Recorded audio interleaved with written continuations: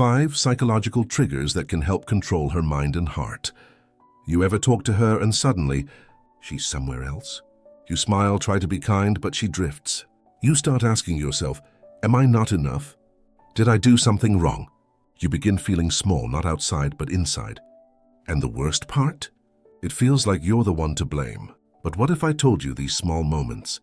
The silences, the distance are not random. They reflect something deeper. Energy, boundaries, and what you allow. How she reacts says as much about you as it does about her. And today we're going to change that story. We'll uncover 5 powerful psychological triggers that help you connect with her mind and heart without games, begging, or pretending. By the end, you won't just understand her better. You'll know how to make her feel you, think of you, and crave your presence. There's reciprocity, the hidden power of giving first. We all want her attention, her respect, her affection. But when you try too hard, chase too much, or give too freely, she pulls away. Because attraction doesn't grow from pressure, it grows from pull.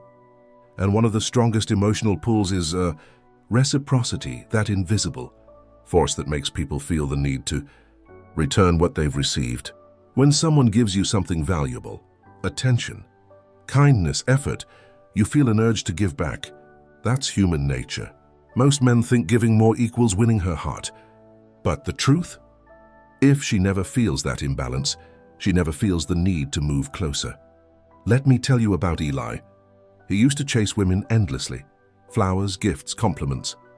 They smiled, thanked him, and disappeared. Until one day, something changed. He met a woman, Jenna, at a bookstore. She looked lost between shelves, and he said, "If you're judging books by covers, that one's about to disappoint you." She laughed. Spark. Instead of chasing, Eli gave lightly.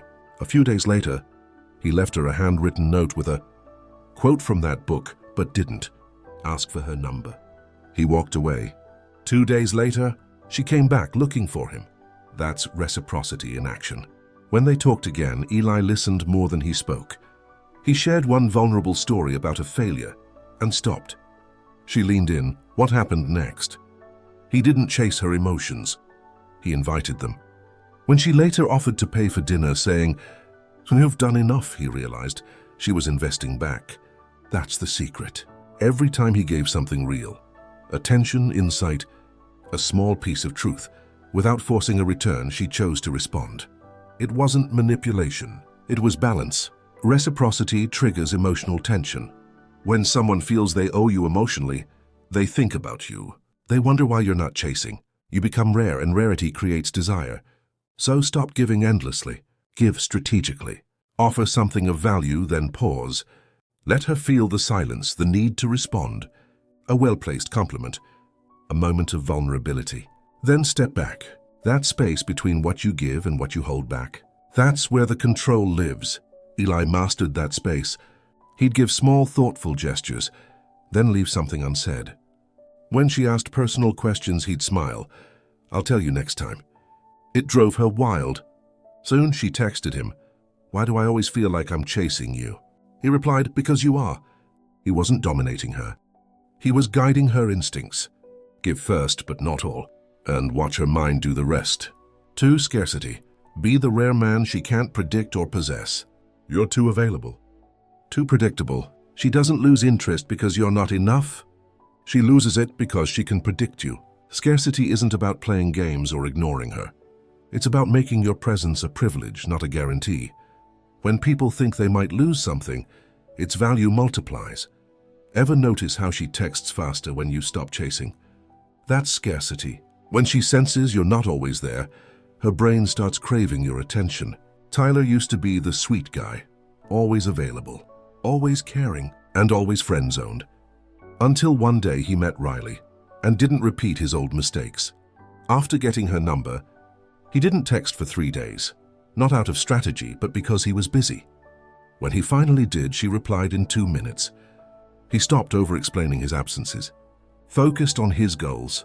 When she asked to meet, he said, "Can't do Friday. Let's aim for next week." And that was it. She didn't pull away, she leaned in. Started texting late at night, asking what he was doing, wanting to be part of his world, because his time felt earned. Her friend once said she looked nervous when talking about him. She laughed and said, "Yeah, he makes me nervous in the best way." Scarcity works because it taps into the brain's reward system. The rarer something seems, the higher its value. If you're always available, you become emotional fast food, predictable and forgettable. But when your attention is limited, she starts imagining, wondering, chasing. Tyler didn't ghost her. He was just present with purpose. When he had work, he said so. When he was with her, he gave full attention, no distractions.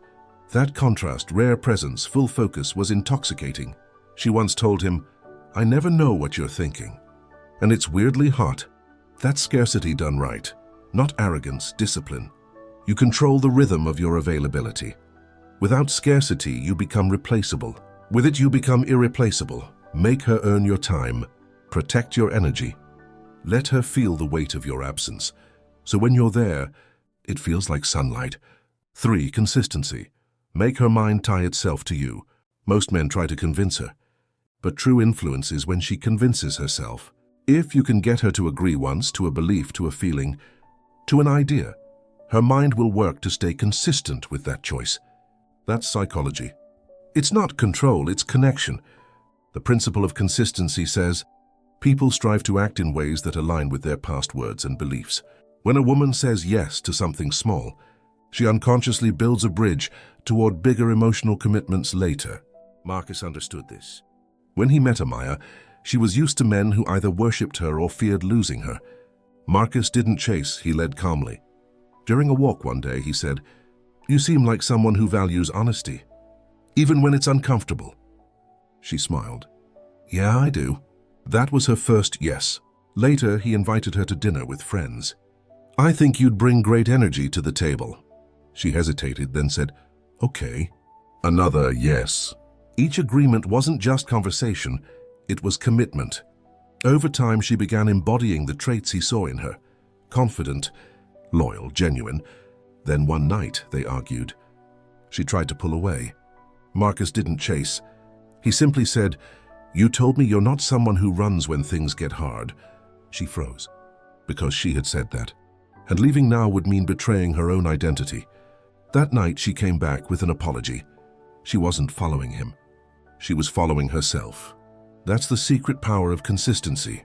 When you highlight her best qualities and let her agree to them, she becomes invested in living them, especially around you. A smart man doesn't demand loyalty. He helps her define herself in ways that naturally include him. Marcus would say things like, "You're the kind of woman who values peace over drama," or "You strike me as someone who appreciates real effort." Each yes built emotional gravity. And when she slipped, he reminded her calmly of her own words.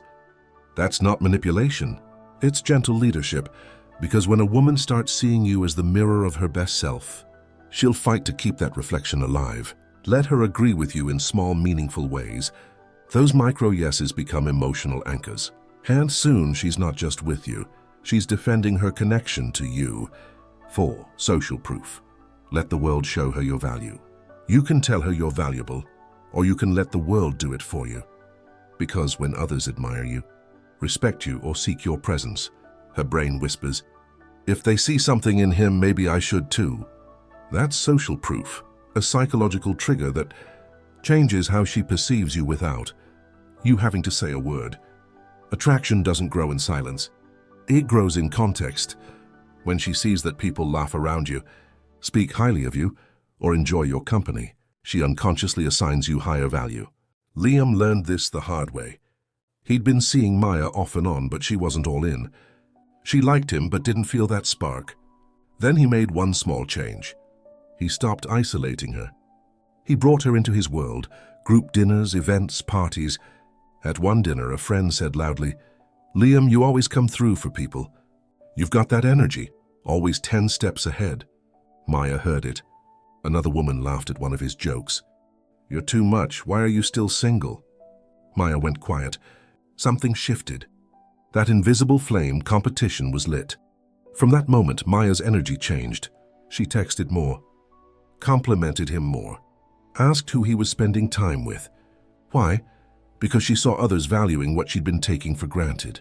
That's how social proof works. Psychologists call it social validation bias.